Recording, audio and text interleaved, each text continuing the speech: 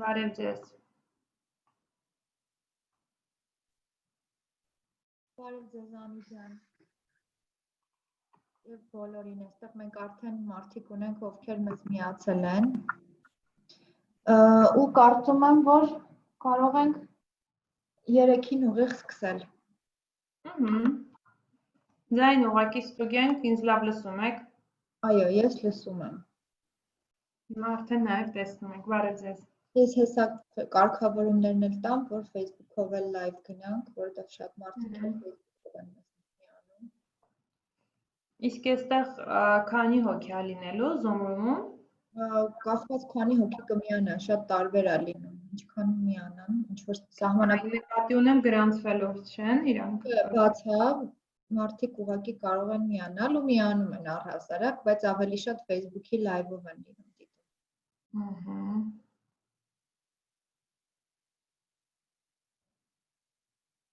Okay։ Իսկ իմ լույսը դուք ինձ լավ եք տեսնում, իմ մոտ այնքան մութ է։ Հենց մյուս մի կողմը մութ է։ Կարող է այսպես թեքնա։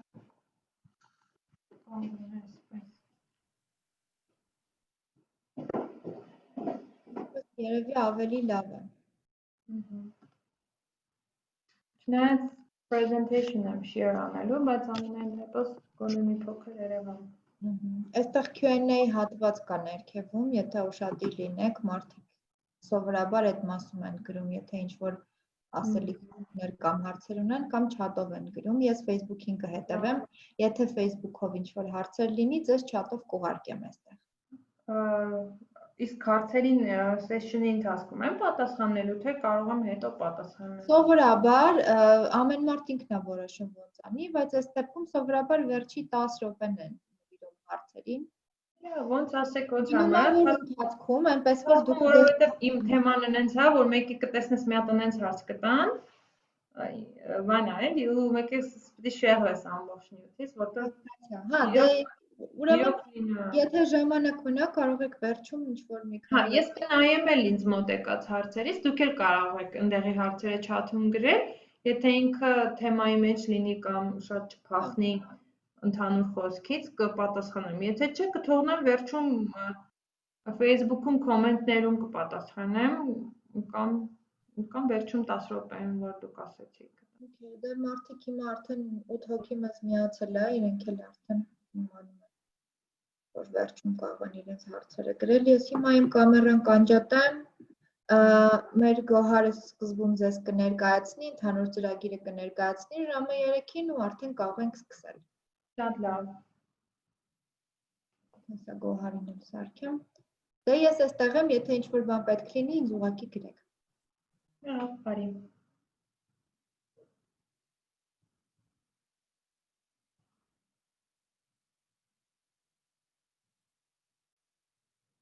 Բարև ձեզ։ Բարև ձեզ։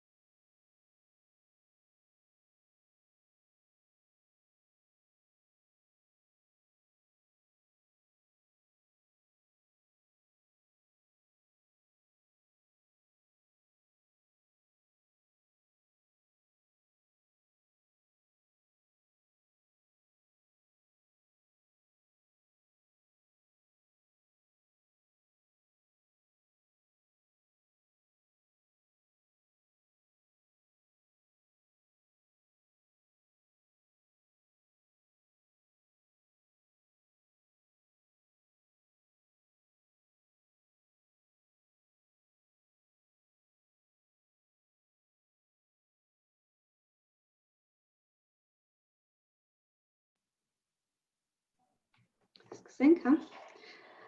Բարի օր բոլորին, բոլոր միացածներին շնորհակալություն ենք ուզում հայտնել մեր ամբողջ թիմի կողմից ECF 2020-ին մասնակցելու համար, որը ինչպես արդեն գիտեք, կազմակերպվել է Հայ-ամերիկյան համալսարանի ձեռներեցության և նորարարության կենտրոն EPIC-ի, EU for Business-ի և GIZ-ի համատեղ ուժերով, և այժմ դուք հնարավորություն կունենաք լսել Անիկ Յուրեղյանին, ով NeuroHub Business Academy-ի գործադիր տնօրենն է, և կծավալի իր խոսքը Neuromarketing գտնվելով հաճախ խորհրդի գլխում թեմայի շուրջ։ Հիշեցնենք, որ EPIC-ի աշնանային ինկուբացիոն ծրագրի ընդունելությունը արդեն բաց է, և եթե դուք ունեք ստարտափ գաղափար, անպայման կարող եք դիմել, քանի որ այս տարի մենք առաջին անգամ հնարավորություն ենք տալիս դիմելու բոլորին։ Եթե մանրամասները հետաքրքրում են, այցելեք մեր քայքեջ և հետևեք մեր Facebook-յան էջին։ Մեծ սիրով խոսք փոխանցենք Անիկ Յուրեղյանին ու ուզում ենք կրկին շնորհակալություն հայտնել մեր փառատոնի խոսնակ դառնալու համար։ Շնորհակալություն գնար, ես նույնպես շատ ուրախ եմ միանալ EPIC-ի այս նախաձեռնությանը, ինչպես EPIC-ի մնացած բոլոր նախաձեռնելու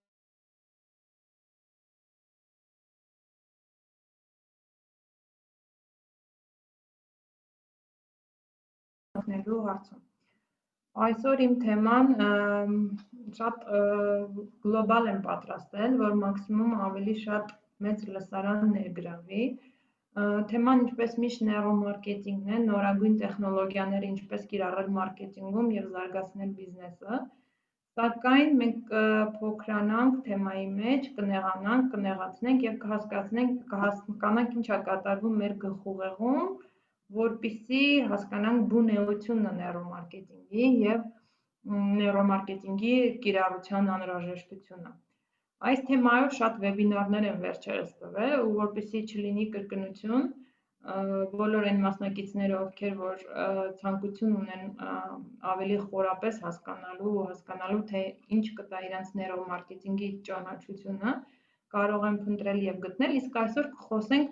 մի թեմայի շուրջ, որը ես վաղուց չեմ խոսել, որը վաղուց չեմ ներկայացրել, բայց շատ կարևոր ու հետաքրքիր մասն է այս մասնագիտության։ Էսա ես կիսվեմ ձեզ հետ այն սլայդերը, որոնք պատրաստել եմ ձեզ համար։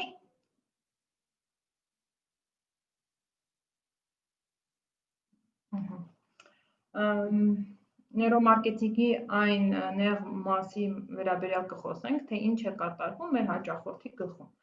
Առհասարակ, որպեսզի շատ չտանվենք ինչ է նեյրոմարքեթինգը ու միգուցե ձեզնից շատերը իմանան ինչ է նեյրոմարքեթինգը, եկեք մի փոքր զուտ հասկանանք ինչով է տարբերվում հենց այս նոր տերմինոլոգիան, ինչ առավելություններ ունի ու ինչ խնդիրներ է լուծում, որ չէր լուծում օրինակ տրադիցիոն մարքեթինգը, որպեսզի հասկանանք առհասարակ, թե ոնց որ ցանկացած բան բիզնեսում ինչ նպատակի համար է այն ստեղծվել։ Այսօր, քանի որ ես EPIC-ի հետ պայմանավորվել եմ, որ կխոսեմ հայերեն, իմ բոլոր սլայդերը նույնպես պատրաստել եմ հայերեն, հնարավորինս ձեզ ավելի մեծ լսարանի համար մատչելի նյութը սարքելու համար, կցույց տամ ու մենք կզրուցենք որոշակի մանրամասների շուրջ։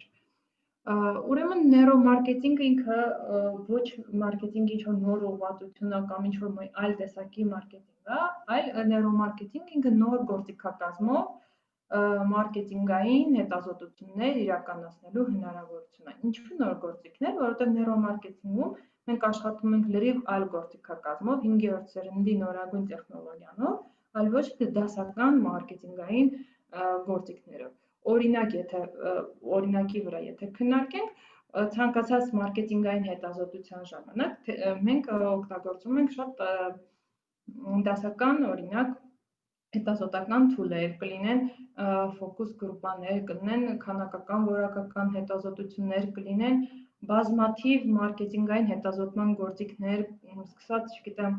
շուկայի ճանաչելուց մինչև շուկայի հետ կոմունիկացիայի խնդիրները լուծող հետազոտական գործիքներ։ Բոլորը սրանք շատ արդյունավետ են ու շատ երկար տարիներ ծառայել են թե ստարտափներին, թե ձեռներեցներին ու շատ մեծ խնդիրներ են լուծել, բայց այս բոլոր գործիքների հիմնական էությունը մի բանով խիստ տարբերվում է նեյրոմարկետինգից,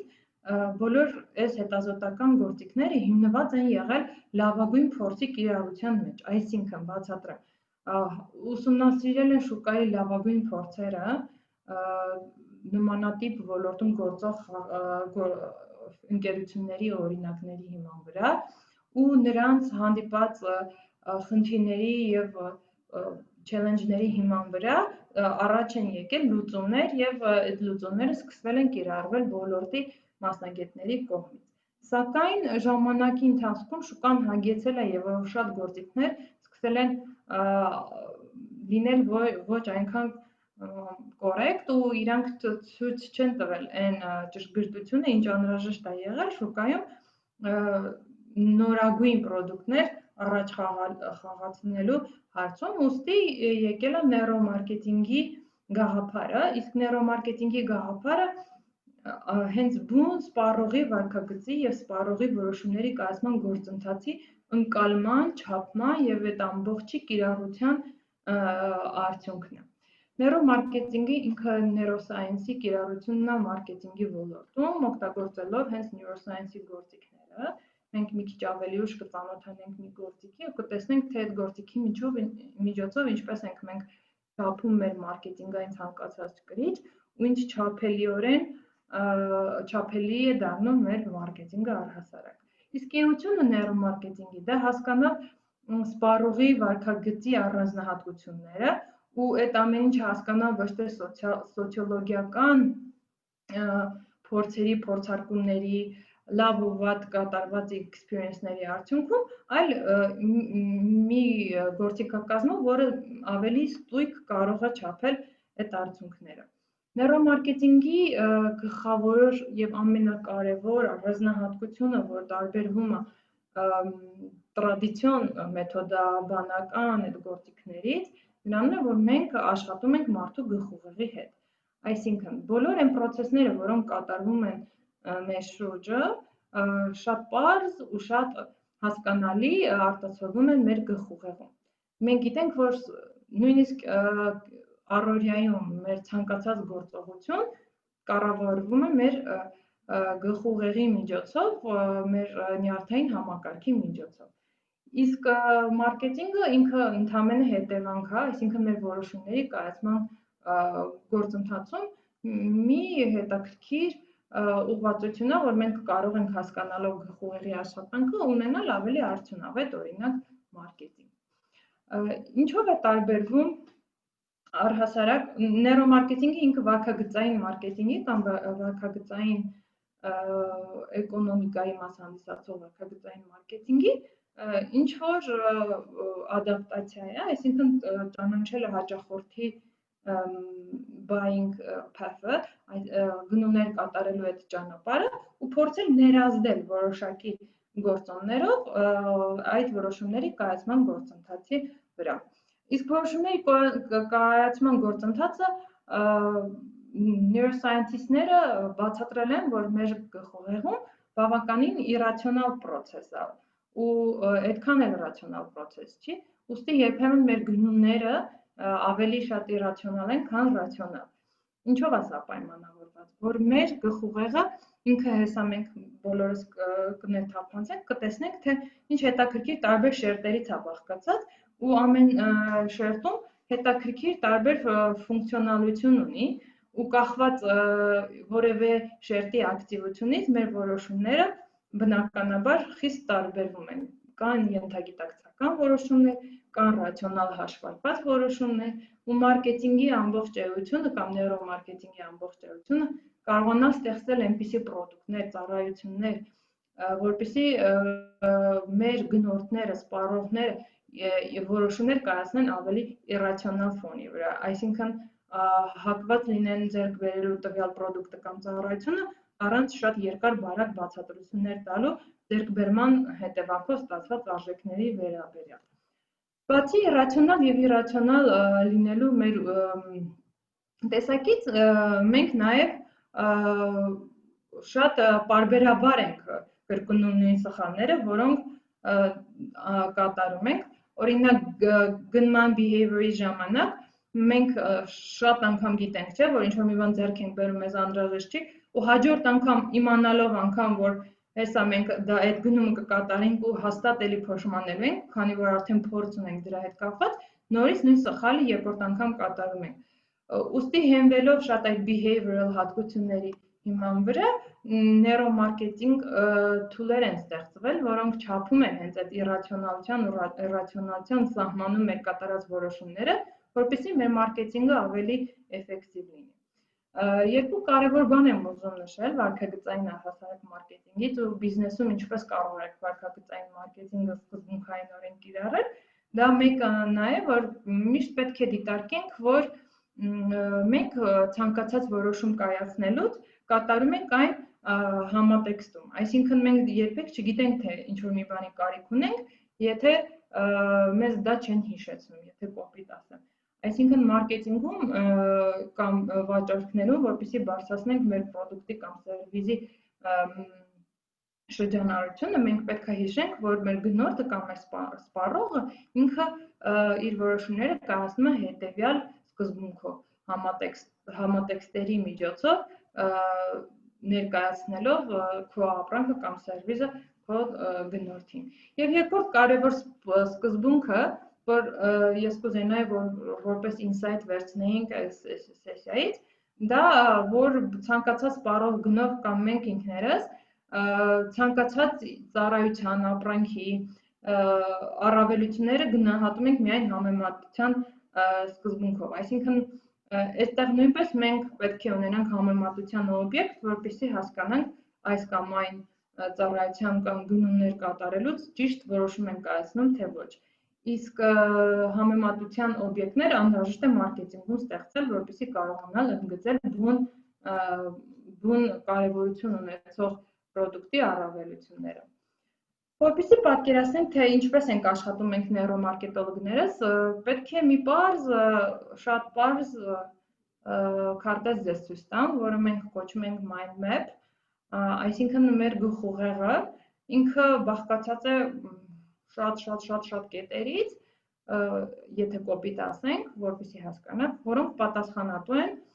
այս կամ այն մեր որոշումների, զգացողությունների համար, ու այդ կետերի ակտիվությունը, եթե մենք կարողանանք որևէ բանով չափել ու հասկանալ, եթե օրինակ ինչ-որ մեկը գտնվում է մեր բիզնեսի տարածքում, ապա մենք կարող ենք մեր բիզնեսը improve անել, զարգացնել, որպեսզի ինքը ունենա դիմացինի համար ավելի հաճո ներկայացում, որպեսզի գնման process-ը ավելի կարճ լինի, ավելի արագ լինի ու loyalty-ն բարձրանա, այսինքն կրկնողականությունները մեծանա։ Այս պատկերում դուք տեսնում եք այդ կետերից ինչ-որ օրինակներ, որոնք մենք նեյրոմարկետոլոգներս ամեն օր տեսնում ենք մեր նեյրոգործիքների կիրառության արդյունքում։ Ու եթե նկատեք, կտեսնեք այստեղ կան մեծ ու փոքր գունավոր տարբեր կետեր, որոնք ցուցադրում են տվյալ հատվածի նեյրոնների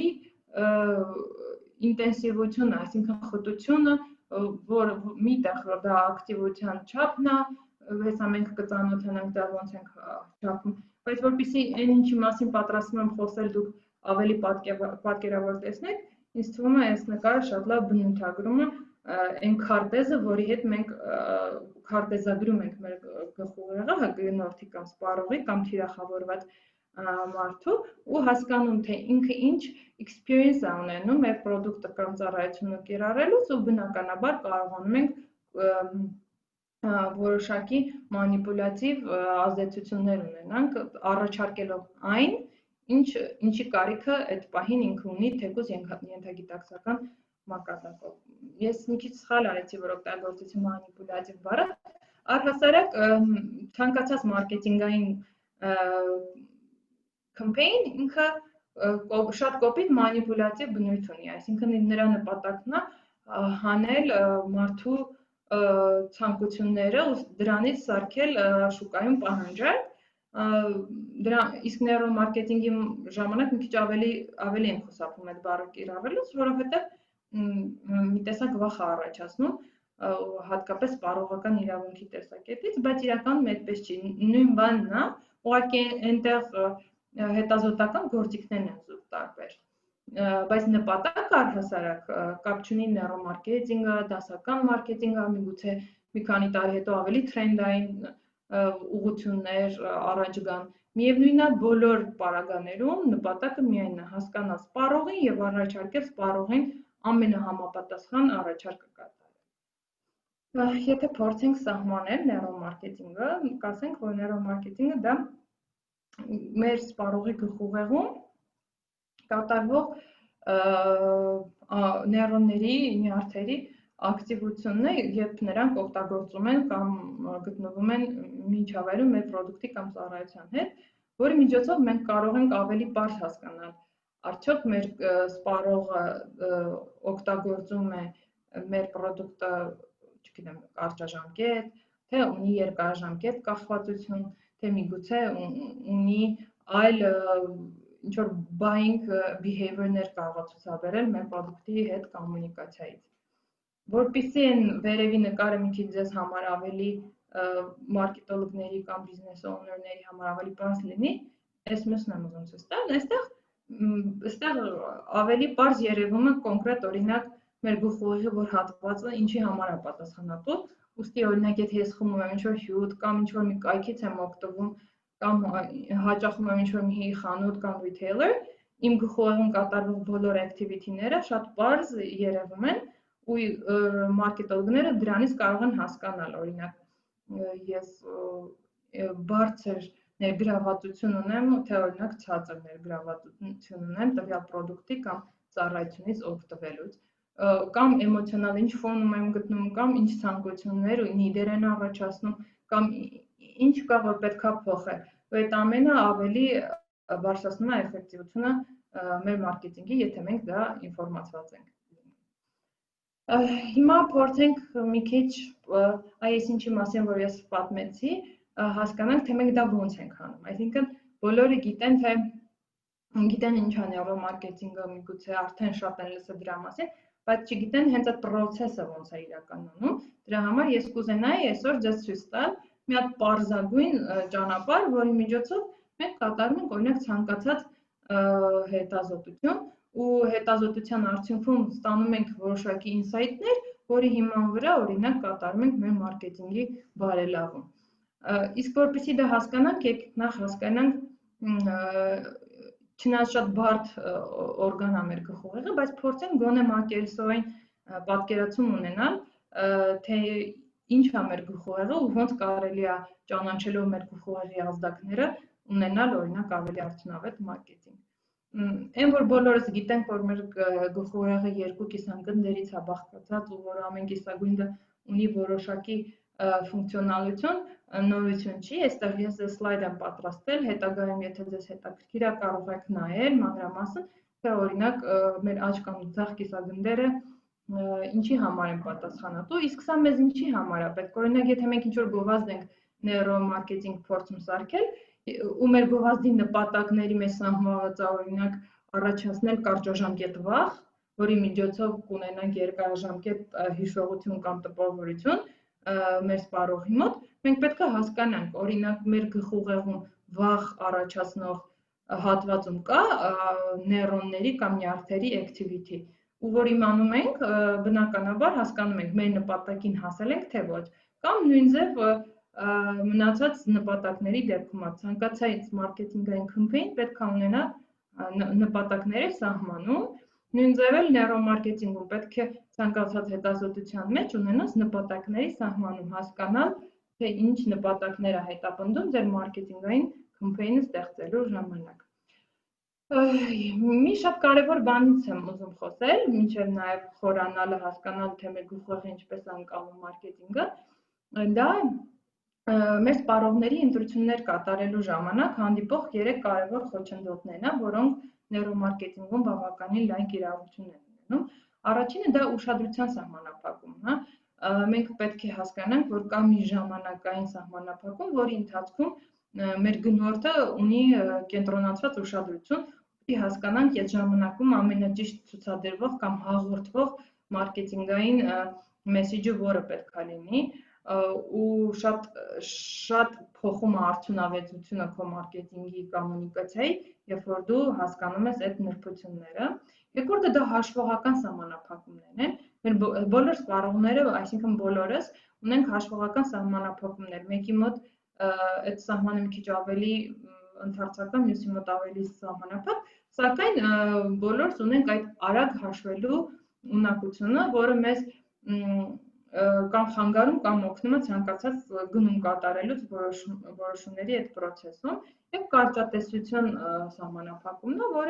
որը նրա մասին, որ միշտ չի, որ մենք կարողանում ենք շատ արագ հասկանալ այն արժեքները, որոնք ձեռք ենք բերելու այս կամ այն product-ի կամ ծառայության գնումից, ու մեր խնդիրը որպես նեյրոմարկետոլոգներ կամ առհասարակ որպես մարքետոլոգներ, կարողանալով հասկանալ այս երեք խոչընդոտները, կարողանալով ճիշտ ժամանակի մեջ ստեղծել ճիշտ մարքեթինգային կոնտենտ, որը կհաղորդի բոլոր այն նպատակները, որոնք դրված են եղել դա ստեղծելու մեջ։ Այսինքն շատ կարևոր է հասկանալ, որ ցանկացած process-ում կլինի դասական մարքեթինգային կոմունիկացիոն գործիքների կիրառումը, թե նեյրոմարկեթինգային գործիքների կիրառումը, շատ կարևոր փաստ է սահմանել նպատակներ ու հասկանալ այդ նպատակներին տանող ամենակարճ ուղիները։ Առհասարակ նեյրոմարկեթինգ մենք կիրառում ենք շատ ոլորտներում բիզնեսի։ Ես այստեղ 4-ն եմ նշել, բայց իրականում դրանք ավելի շատ են, սրանք հիմնականում ավելի պրոդուկտին վերաբերող կետերն են, այսինքն ապրանքի փաթեթավորում, բրենդինգ դիզայն, կորպորատիվ ոճի ստեղծում, մարքեթինգային ցանկացած գրիչի դիզայն, որովհետև ցանկացած դիզայն մենք աչքով ենք ընկալում, իսկ այդ ինֆորմացիան շատ կարևոր է, որ մեր գլխուղեղի համար ճշգրիտ լինի։ Երբեմն մենք կոնֆլիկտներ ենք ունենում դիզայներների հետ, որովհետև ըստ էության իրանք լավ մարքեթինգային դիզայն են հասկանում սիրուն դիզայնը, իսկ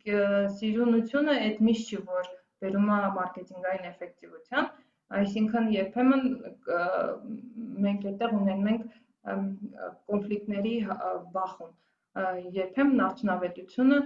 խանգարում է այդ գեղեցկությանը ու երբեմն շատ ավելի արդյունավետ դիզայններ, շատ ավելի տգեղ տեսք ունեն առաջին հայացքից, էսթետիկ տեսակետից։ Գովազդում PR-ում նեյրոմարկեթինգ գործիքներով հիմա մոնտաժվում են գրեթե բոլոր վիդեոռոլիկները ամբողջ աշխարհում, հատկապես մեծ ընկերությունների, որպեսզի բարձրացնեն այդ engagement-ը։ PR արշավներում գնագոյացման մեջ նեյրոմարկեթինգի կիրառությունը գրեթե ամենաառաջին challenge-ներից է եղել, որպեսզի կարողանան ճիշտ գին որոշեն product-ի համար, որը մեր գլխուղեղի համար ավելի ընկալելի է։ Եթե հիշում եք, մի ժամանակ շատ էին այդ 99.9 այդ 9-երի, 3-ների, 7-երի կանոնները, իսկ ոնց էին դրանք ստեղծում։ Դրանք ստեղծում էին փորձի հիման վրա ու ստատիստիկ հետազոտություններով ու ոչ մեկ չգիտեր բացատրություն, թե օրինակ ինչի է այդպես։ Եթե դու հարցնեիր մարքետոլոգներին, այ ինչ է այդ կանոնը ըստ էության ստեղծվել կամ ոնց է եղել, բոլորը առնվազն ցույց կտային ինչ-որ մի լավ օրինակ, բայց չէին կարող բացատրել, թե մեր գլխուղեղում ինչ է տեղի ունենում կամ ինչ ազդեցության արդյունքում է, որ մենք ընտրությունը կատարում ենք այդ ուղղությամբ, այլ ոչ թե, ասենք օրինակ զույգ թվերի հետ կապված,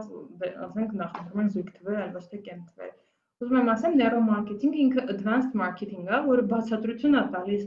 նաև բացի նրանից, որ տալիս է լուծումներ մարքեթինգում, որոնց միջոցով չափելիությունն ու արդյունավետությունն են բացատրում, նաև տալիս է բացատրություն այս կամ այն որոշումը կայացնելուց մեր սպառողը ինչի է հենց այդ որոշումը կայացնում ու ինչով է դա պայմանավորված, որը շատ կարևոր ու advanced level է։ Նեյրոմարկեթինգ գործիքներով հիմա հետազոտվում են ցանկացած կայքերի ինտերֆեյսները, UI, UX-ը, այսինքն consumer experience-ը չափվում է բացարձակապես այդ գործիքներով ու մենք ունենում ենք արդեն բավականին արդյունավետ կառուցված կայքեր, որոնք ունենում են բարձր call to action-ներ, այնպես որ ցավոք սրտի թե բարեբախտաբար այսօր մարքեթինգը ինքը ավելի թվայնացված, ավելի չափելի ու ավելի պակաս ռոմանտիկ կամ կրեատիվ մասնագիտությունը, քան պատկերացնում են շատերը։ Մաթեմատիկայի նման այն հնարավոր է հաշվել, ունենալ խնդիր ու ունենալ լուծումներ։ Ու այդ ամեն ինչը լինի ավելի հաշվարկված եւ հիմնավորված։ Ինչի հիմնավորված, որովհետեւ ցանկացած որոշում, որ մեր տեղի ունենում մեր ենթագիտակցական հատվածում, հիմա մենք դրան ենք ծանոթանանք, շատ ավելի երկար է ու անհերքելի, քանի որ արտաքին գործոնների ազդեցություն չկա։ Հիմա անցնենք փորձենք հասկանալ նեյրոմարկետոլոգների կողմից թիրախավորվող բոլոր այն զգայական ու հետաքրքիր կետերը, որոնք մեր գլխուղեղում են, ու փորձենք հասկանալ, թե ինչու է դա ամեն ինչը, ինչու ենք մենք հետաքրքրված ավելի ենթագիտակցական որոշումներով, քան օրինակ գիտակցական որոշումներով։ Դրա համար եկեք մի փոքր անցնենք էլի մեր գլխուղեղի կառուցվածքով։ Մեր գլխուղեղը հիմնական բաղկացած է 4 հատվածներից, բայց մեզ հետ հիմնական 3 եւ 4, այդպես ենք ասում։ Դա մեր նոր ուղեղն է, նեոկորտեքսը, միջին ուղեղը եւ հին ուղեղը, reptilian brain-ը, այսինքն մեր նախամարդու մոտ դեռևս արկա գլխուղեղը, որ ժամանակի ընթացքում, էվոլյուցիայի ընթացքում զարգացել եւ ստացել է այն տեսքն ու ձևը, որը ունենք մենք այսօր։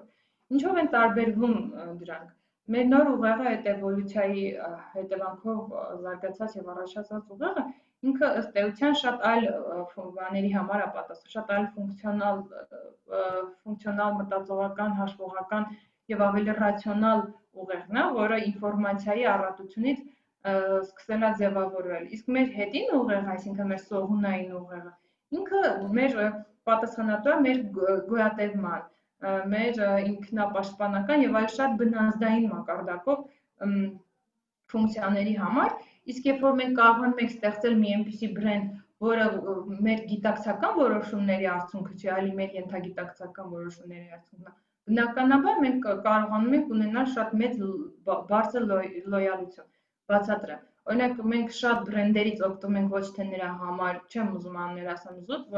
որովհետև բոլորի մոտ դրանք կարան տարբեր լինեն, բայց հիմա բոլորս էլ կարող ենք հիշել առնվազն 5-ից 10 բրենդ կամ 5-ից 10 պրոդուկտ, որոնք մենք օգտագործում ենք արդեն ենթագիտակցական մակարդակով, այլ ոչ թե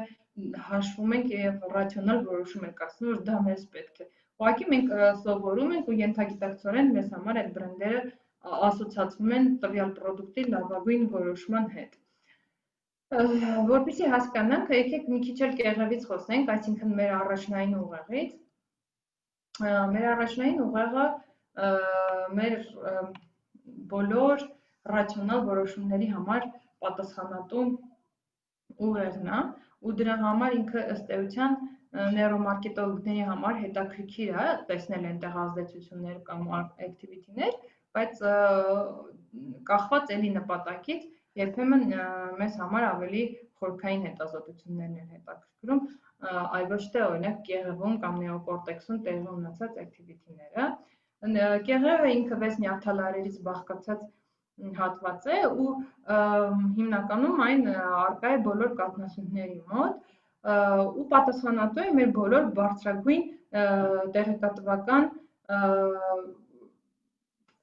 ֆունկցիաների համար, գլխուղեղի կատարվող ֆունկցիաների համար, այսինքն դա մեր մտքի գործողության այդ բոլոր ֆունկցիաները կառավարվում են մեր կեղևի գլխուղեղի կեղևի կողմից։ Ինչն է հետաքրքիր այստեղ, քանի այս հատվածով մենք բոլորս շատ խիստ տարբեր ենք, այ կախված մեր սոցիալական մենք ցանկացած մարքեթինգ հետազոտություն չէ, որ անում ենք կամ թիրախավորում, սեգմենտավորում ենք, ոնց ենք անում, մենք բաժանում ենք սեգմենտների, թիրախավորում ենք տարիքի, սեռի, geography, social, political, այդ բոլոր բաներով կարողանում ենք մարդկանց թիրախավորել ու սեգմենտավորել, բայց հիմնականում այդ բոլորը պայմանավորված են արտաքին գործոններից, չէ՞, օրինակ ես որտեղ եմ ապրում, մյուսը որտեղ ապրում ու դրանից տարբեր մեր սոցիալական տարբերությունները սկսում է երևալ։ Ու դրանք բոլորը մեր նոր ուղեղի վրա են, նոր ուղեղի միջոցով են, նոր ուղեղում են այդ activity-ները կատարվում։ որովհետև մենք հենց այդ հատվածով ենք պատասխանատու այն ինֆորմացիայի հոսքի, որ ստանում ենք ցանկացածը։ Իսկ մեր ենթագիտակցությամբ, օրինակ, սիրելու ունակությամբ, չգիտեմ, շատ խորքային զգայական թեմաների շուրջ մենք ավելի ենթագիտակցական ենք։ Դրա համար նեյրոմարկետոլոգները ասում են, որ ինչ ենք մենք շուկան սեգմենտավորում, նեղացնում, մարդկանց բոլոր հին դասական գործիքներով սեգմենտավորելով։ Եթե մենք ունենք ավելի շատ ընդհանրական կետեր, քան այդ ռացիոնալ կետերն են, ու գտնենք այդ ոչ ռացիոնալ կետերը, որ օրինակի մոդել անունը գերմանացու մոդել, մարդու որ չունի որևէ կրթություն, բայց բոլորս նույն ձև ենք, չէ, սովոզվում, սիրում ինչ որտեղ, այսինքն ինչ որ ընդհանրական զգայաններ ունենք, կապվածություն զգում մեր սիրելի ապրանքների շուրջ։ Մեկի գտնենք այդ կարևոր կետերը, որոնց միջոցով մենք ավելի նման ենք իրար, ու մեր պրոդուկտը թիրախ ընտրենք հենց այդ սեգմենտի, այդպես սեգմենտավորելով, այլ ոչ թե սոցիալական կամ էկոնոմիկական կամ պոլիտիկալ կամ այնպիսի գործոններով, որոնցով մենք ավելի շատ տարբեր ենք։ Դիմային բլիթի հետ կապված այդ կեղև ինքը բաժանվում է բլիթների ու ամեն բլիթը իր հերթին ունի իր ֆունկցիոնալությունը։ Այստեղ ես էլի փոքրիկ ինֆորմացիա եմ տեղադրել, որպեսզի դուք հետագայում եթե ուզենաք կարդաք ու հասկանաք, թե ինչքան ինֆորմացված են նեյրոսայենտիստները մեր գլխում կատարվող ցանկացած փոփոխություններով ու այդ ամեն ինչը շատ հեշտ կարելի է կիրառել մարքեթինգում, հասկանալով, թե ինչպես է ինքը քեզ մոտեցնում քո նպատակներին։ Օրինակ, դիմային բլիթը պատասխանատու է մեր վարքագծի, ուշադրության, ինտելեկտի, գնահատման, հաշվարկման ու այլ շատ կարևոր ռացիոնալ ֆունկցիաների համար, այստեղ նկարում տեսնում եք այդ որ մասն է, կանաչ գույնով պատկերված, այսինքն եթե մենք կիրառելով նեյրոմարկետինգ որևէ սարքավորում ու տեսնում ենք, որ մեր պրոդուկտի հետ կոմունիկացիայից, օգտագործումից մեր բանի մոտ, սպառողի մոտ ակտիվություն կա դիմային բլիթում, նշանակում է մեր պրոդուկտը հենց այդպիսին է, ինչպիսին, որ ինչի համար որ պատասխանատու է, օրինակ, մեր դիմային բլիթը։ Այսինքն ինքը ավելի պակաս էմոցիոնալ է, ավելի պակաս զգայական կապեր կա մեր պրոդուկտի հետ։ Բնականաբար, եթե մենք ուզում ենք երկարաժամկետ ինչ-որ կապ ստեղծենք, ցանկալի է, որ մենք կարողանանք մեր մարքեթինգի միջոցով այդ կապը, մեր մարքեթինգը փոխենք այնպեսին, որ առաջանա այդ կապը եւ activity լինի ոչ միայն դիմային բլիթում, այլ օրինակ լինի միջնային հատվածում, որի մասին հեսա նորից կխոսենք։ Այստեղ նույնպես էլի մանրամասնել եմ, կկարդաք, կարծում եմ, չեմ ուզում մենք սրա վրա ժամանակ ծախսենք,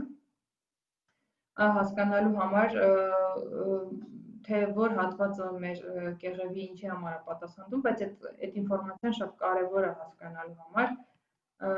առհասարակ ոնց է աշխատում նեյրոմարկետինգը։ Նեյրոմարկետոլոգների համար,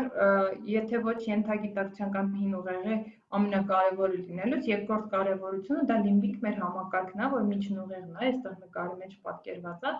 այդ հատվածում տեղի ունեցող ցանկացած activity-ները մեր համար շատ կարևոր են, ինչու, որովհետև ըստ էության ցանկացած բրենդ ինքը էմոցիաների բենդլ է, որի միջոցով մենք հաղորդակցվում ենք մեր սպառողի հետ, ու մեր համար շատ կարևոր է, որպեսզի որևէ էմոցիոնալ կապ զգա մեր սպառողը մեր բրենդի ապրանքի կամ ծառայությունից օգտվելուց, դրա համար հանդիսանում է լիմբիկ համակարգը մեր համար շատ հետաքրքիր ու կարևոր համակարգ։ Եթե որևէ հետազոտություն կատարելիս մենք ունենք լիմբիկ համակարգում activity-ներ, այդ արդեն շատ լավ նշան է, ու երբեմն նույնիսկ հենց final destination-ն է, որին մենք ձգտում ենք, որովհետև օրինակ պրոդուկտներ կա, որոնց հետ շատ դժվար է հասնել մինչև ենթագիտակցական մակարդակի կապվածության ստեղծման համար։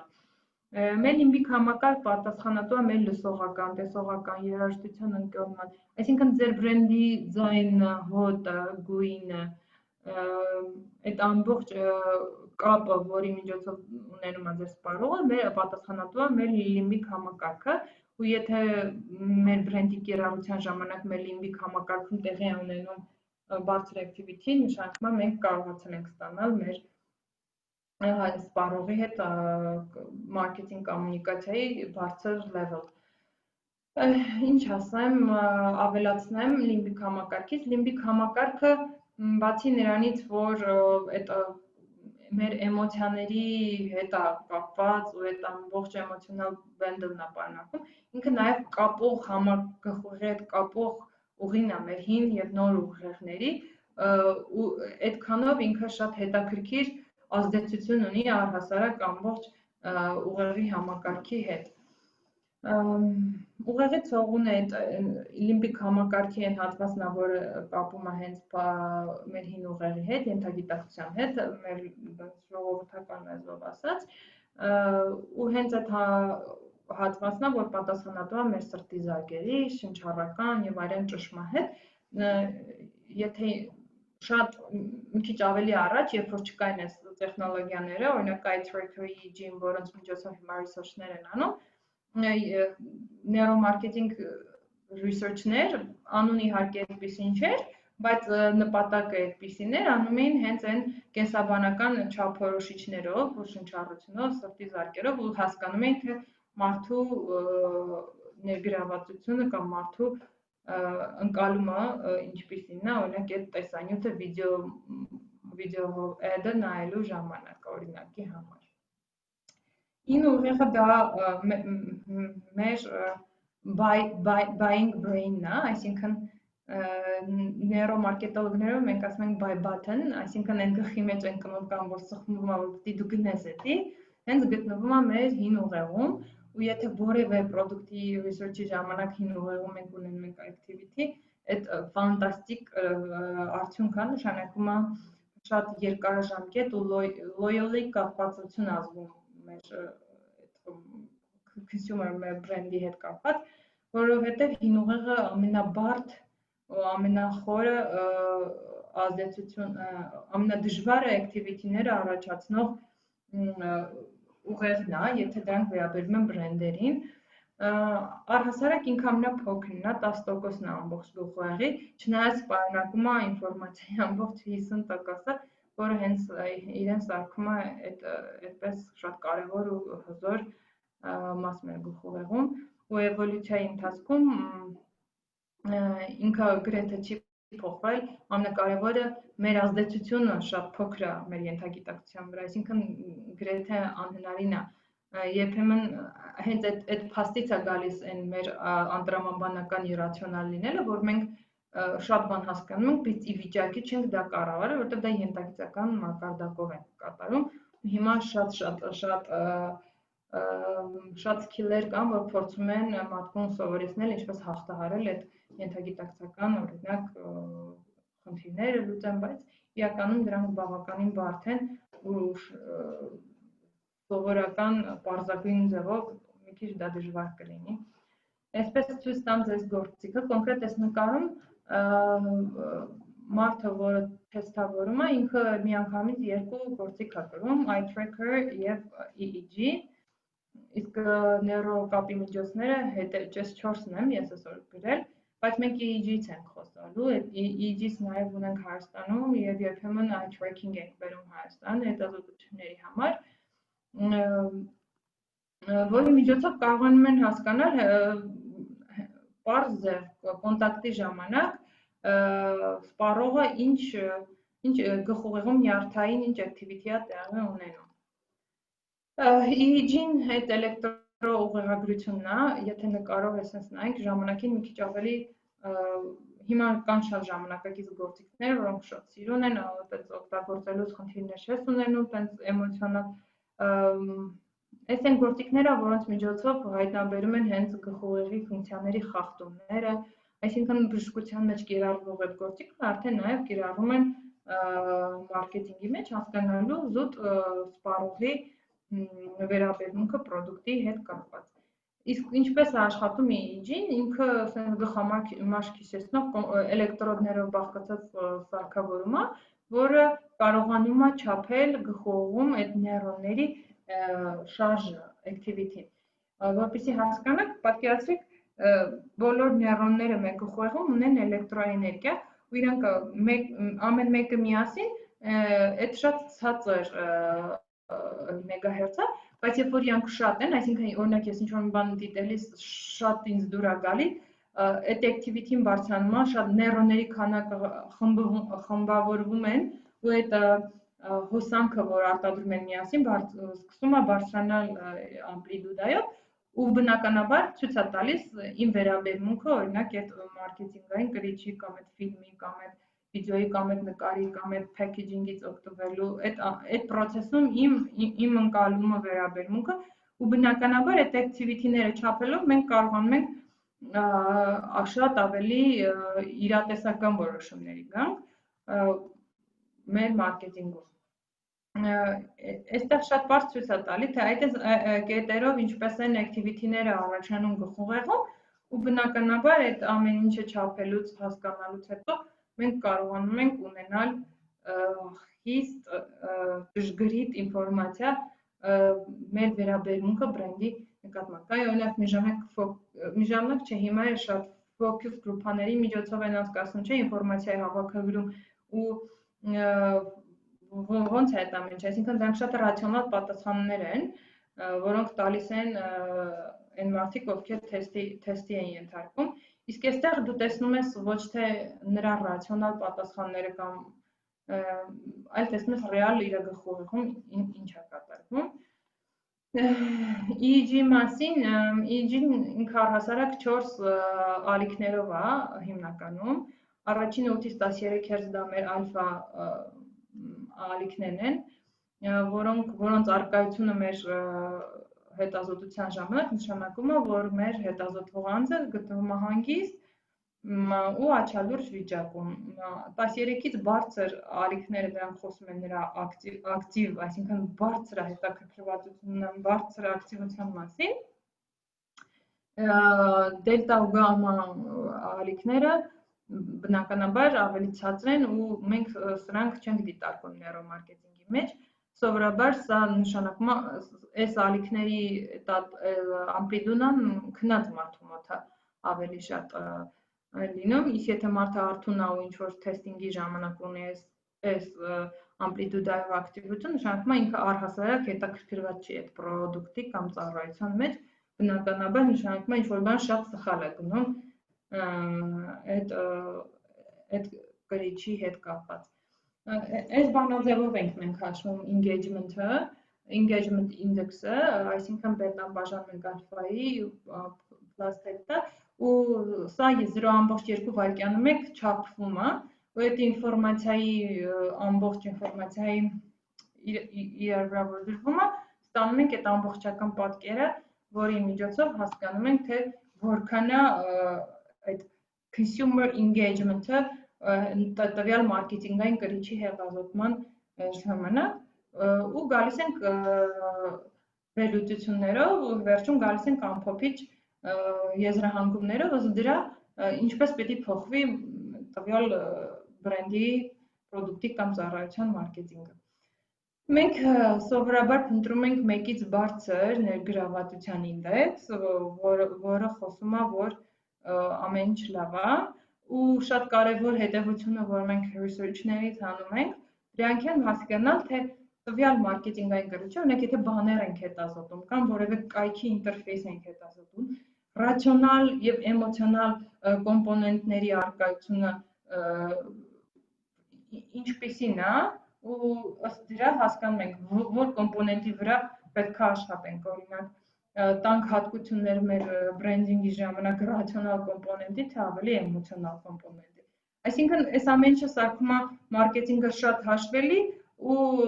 չի թողնում մասնագետի սուբյեկտիվ կարծիքի կամ սուբյեկտիվ փորձի վրա ու ավելի սարքում է քո գործողությունները բացատրություն կարող ես տաս ինքդ քեզ որպես մասնագետ հասկանալ թե ինչու ես օրինակ որևէ բրենդ ստեղծելիս կամ որևէ մարքեթինգային կամպեյն ստեղծելիս ինչու ես օրինակ իրան ավելի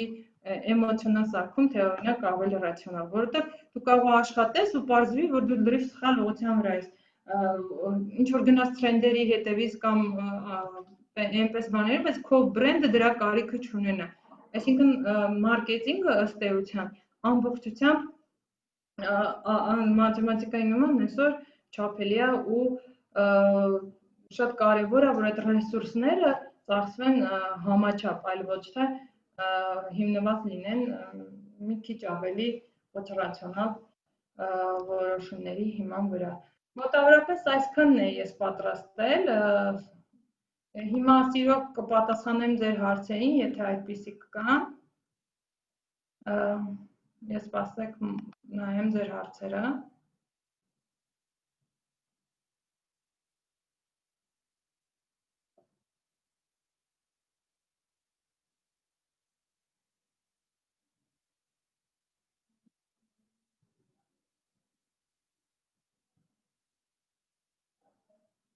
Մենք ունենք 15 րոպե,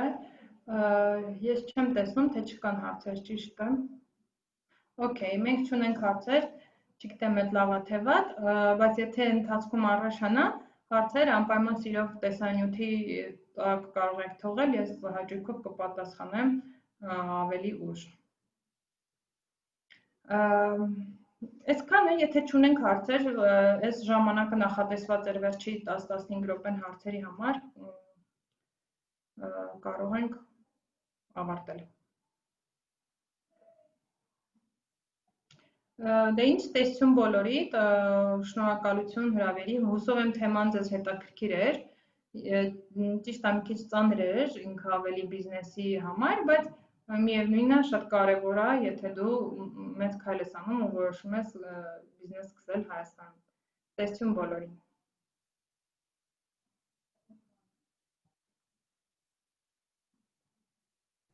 Անի